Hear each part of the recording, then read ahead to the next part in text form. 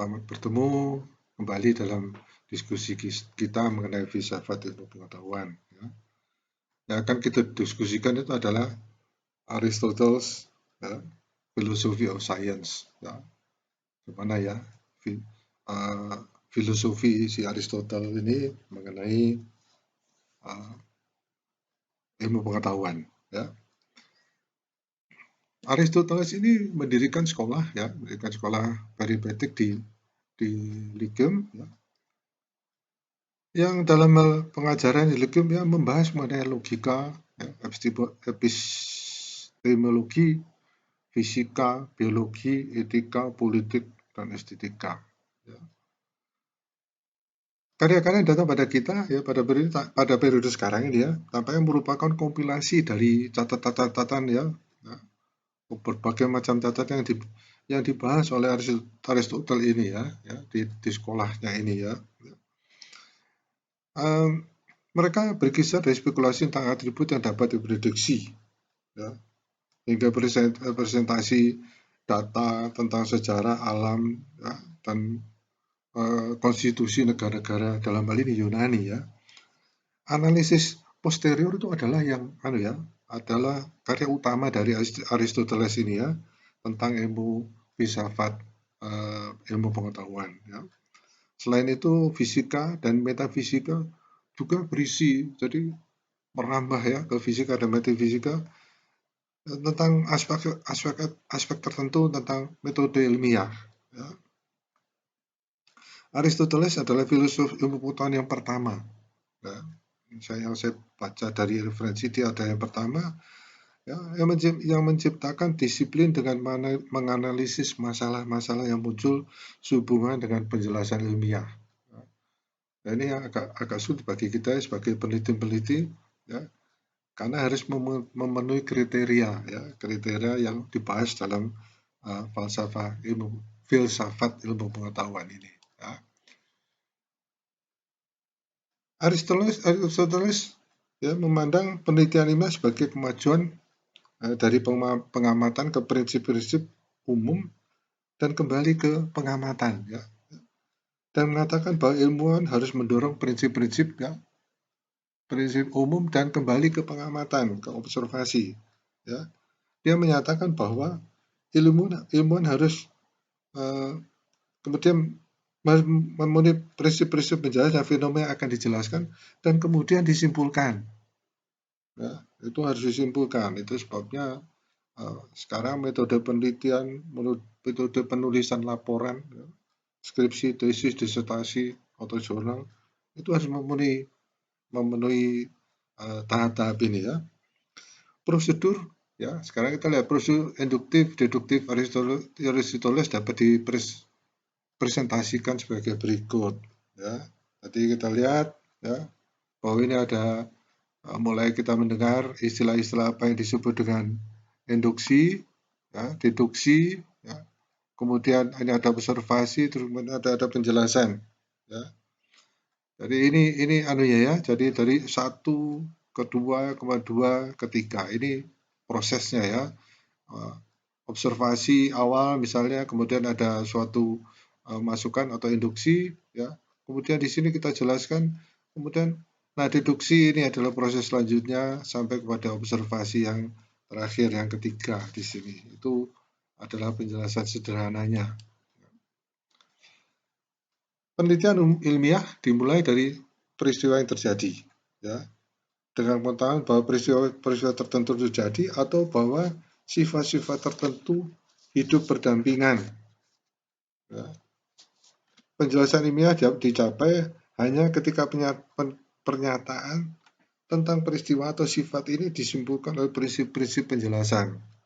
Ya. Penjelasan ilmiah dengan demikian merupakan transisi pengetahuan tentang fakta, ya dari lingkaran tadi ya, fakta di poin 1 ya, ke pengetahuan tentang fakta di poin ketiga, ya 1, 2, ketiga, ya, yang tadi yang mengenai proses induksi, ya, observasi, induksi, ya, penjelasan, kemudian deduksi, ya, kembali ke hasil akhir alasan tentang bagian yang ketiga tentang fakta yang diobservasi. Prosedur ya, misalnya seseorang ilmuwan mungkin menerapkan prosedur induktif deduktif ya untuk gerhana bulan. Ya, ini yang dicontohkan Aristoteles ya dengan cara berikut. Si ilmuwan ini akan mulai dengan mengamati penggelapan progresif pada permukaan bulan ya, pelan-pelan ya. Kemudian menginduksi dari pengamatan ini ya, dari induksi ya, dan pengamat lain-lainnya ya, ada beberapa prinsip umum ya bahwa cahaya merambat dalam garis lurus. Ya, bahwa benda buram menghasilkan bayangan dan bahwa konfigurasi terdiri dari dua buah benda suram di dekat benda bercahaya menempatkan satu benda buram di dalamnya bayangan orang lain misalnya. Dari prinsip umum ini, kondisi bahwa bumi dan bulan adalah benda-benda buram yang dalam hal ini memiliki hubungan geometris yang diperlukan dengan matahari yang bercahaya. Ya. Kemudian disimpulkan ya bahwa pernyataan tentang gerhana bulan ini tadi ya telah berkembang dari pengetahuan faktual bahwa permukaan bulan telah menjadi gelap untuk memahami mengapa itu terjadi. Ya. Jadi kita lihat di sini itu proses-prosesnya ya, contohnya dari uh, uh, proses gerhana bulan. Ya.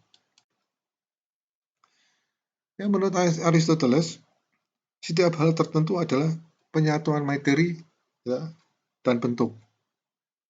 Materi adalah apa yang membuat khusus menjadi individu yang unik, ya, dan bentuk adalah yang membuat yang khusus menjadi anggota dari kelas yang serupa atau kelompok ya. Untuk menentukan bentuk tertentu adalah untuk menentukan properti itu berbagi dengan properti khusus lainnya, ya, berbagi sifat, mungkin berbagi bentuk misalnya. Ya. Misalnya bentuk jerapah ya, mendefinisikan jerapah ya. Jerapah ini sifatnya dianggap sifat ya, mempunyai perut 4 bilik. Ya, ini menggambarkan tentang mama biak itu ya. Ya. Aristoteles mengatakan bahwa dengan induksi generalisasi tentang bentuk, ya, diambil dari pengalaman ya, indera kita mengamati ya, dia membahas dua jenis induksi. Ya. Kedua jenis induksi ini memiliki karakteristik yang sama dalam melanjutkan dari pernyataan khusus ke pernyataan umum. Nah, itu ya. Jenis induksi pertama adalah enumerasi, ya, atau enumerasi sederhana itu seperti pencacahan ya. Jadi pengumpulan data ya secara general tentang bentuk di mana pernyataan tentang objek atau peristiwa individu diambil sebagai dasar untuk generalisasi ya, tentang spesies di mana mereka menjadi anggotanya. Atau pada tingkat lebih tinggi, pernyataan tentang spesies individu diambil sebagai dasar untuk generasi tentang genus. Ya. Genus itu adalah seperti apa ya? Anda mungkin bisa melihat di ya, bahwa genus itu adalah seperti pembagian ya. Jadi mengenai apa ya? Pembagian mengenai pengelasan mengenai apa ya? Pembagian kelas-kelas ya. Ya, tentang apakah itu binatang ya atau bagian atau apakah itu uh, objek yang kita amati ya, ya kira-kira demikian ya. Kemudian jenis induksi ya, induksi pertama Aristoteles ya, pencacahan atau enumeration ya, itu ini ada generalisasi ya, apa yang diamati benar dari beberapa individu itu dianggap bahwa apa yang dianggap benar tentang spesies yang menjadi milik individu-individu itu ya. Jadi ya ini adalah pernyataannya, kemudian generalisasinya ya dibikin secara umum adalah seperti ini ya. Kemudian yang kedua, apa yang diamati benar dari beberapa spesies ya, katakan seperti indera, ini mungkin agak subjektif ya, tetapi ini menjadi suatu hukum yang di apa yang pakai oleh Aristoteles, ya. Apa yang dianggap benar dari genus tempat spesies itu berasal, ya, kelompok atau golongan, ya. Dalam argumen induktif, ya, jenis induksi, ya, itu adalah misalnya ya, dalam argumen induktif dengan informasi sederhana, premis dan kesimpulan mengandung istilah deskriptif yang sama, ya, deskriptif deskripsinya, ya, jadi penjelasannya. Argumen tipikal dengan informasi sederhana memiliki bentuk misalnya seperti ini, ya. A1 memiliki properti P, ya. Kemudian A2 memiliki properti P, ya. A3 memiliki properti P. Kesimpulannya adalah semua A mempunyai properti P. Nah, ini sederhana ya, tetapi ini menjadi suatu prinsip ya, pegangan terutama pada waktu kita ingin mengambil kesimpulan. Ya, seperti ini sederhana, tetapi ini penting. Ya, ini ada garis ganda di sini ya, garis dua ini ya, itu antara premis dan kesimpulan ya digunakan untuk menunjukkan bahwa argumen adalah argumen induktif. Jadi argumen induktif. Jadi dari garis ini ya. Jadi dari argumen-argumen ini kita mendapatkan kesimpulan seperti ini. Ya. Induksi kedua, ya, intuisi langsung dari prinsip, ya, prinsip umum, ya. Kemudian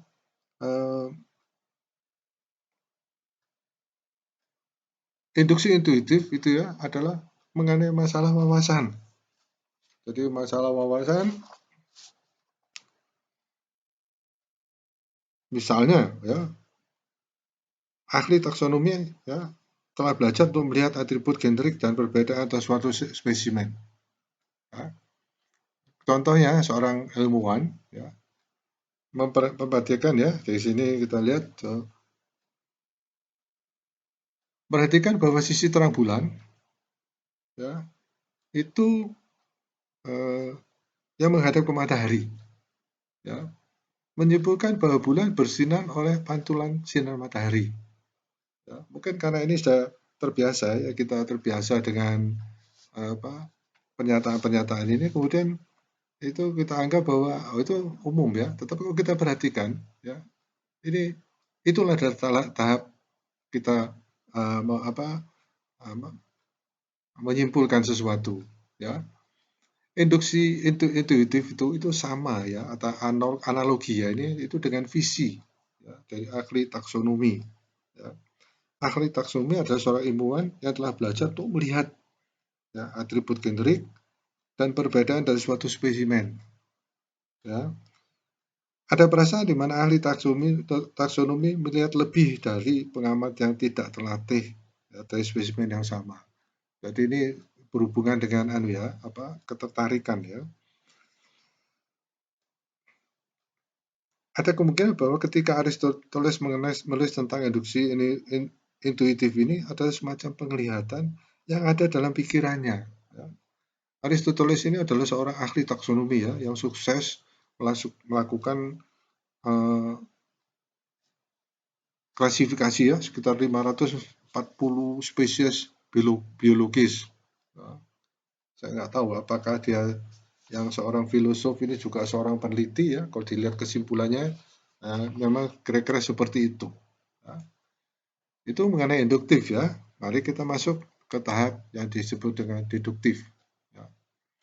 Pada tahap kedua penelitian ilmiah, generalisasi dicapai dengan induksi digunakan sebagai premis ya, untuk deduksi pernyataan tentang pengamatan awal.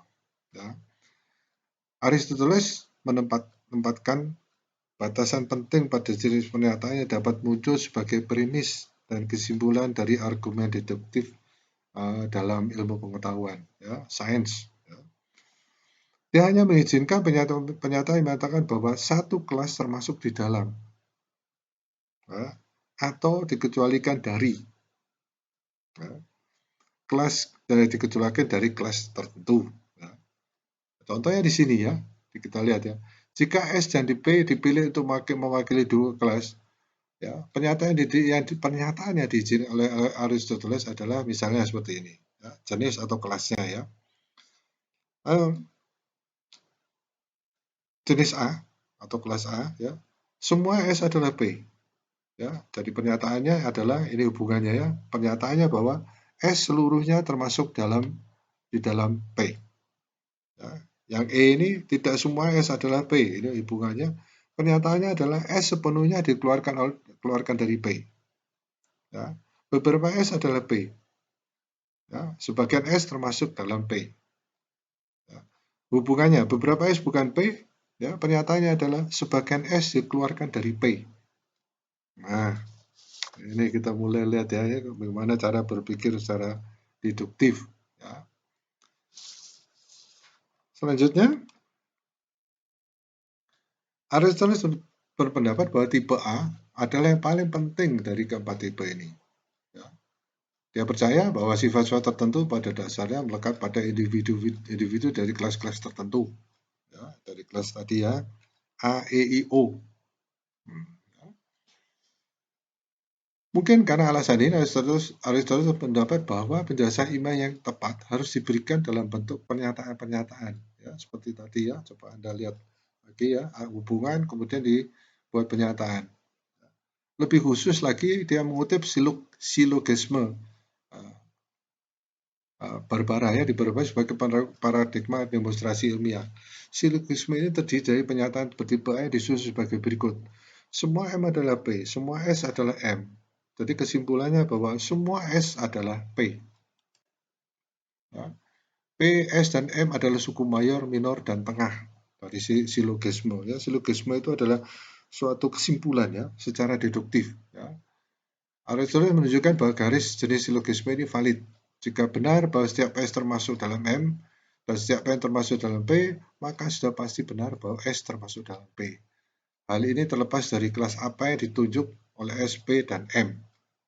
Salah satu penyampaian besar Aristoteles adalah untuk dia bersikeras ya, validitas argumen yang ditentukan semata-mata oleh hubungan antara premis dan kesimpulan. Ya. Semua benda dekat bumi adalah benda-benda yang bersinar. Ya. Ya, bersinar dengan stabil. Semua planet adalah benda-benda di dekat bumi. Kesimpulannya adalah semua planet adalah benda yang bersinar dengan stabil. Ya. Setelah penerapan tata hal deduktif prosedur ilmiah, ya, ilmuwan telah maju dari pengetahuan tentang fakta tentang planet ya, ke pemahaman tentang mengapa ya, fakta itu seperti itu. Ya. Persyaratan empiris untuk penjelasan ilmiah. Ya. Aristoteles mengakui bahwa pernyataan yang menyatakan atribut ya dan istilah kelas selalu dapat disimpulkan lebih dari satu set premis. Ya. Argumen yang berbeda dihasilkan ketika istilah tengah yang berbeda dipilih.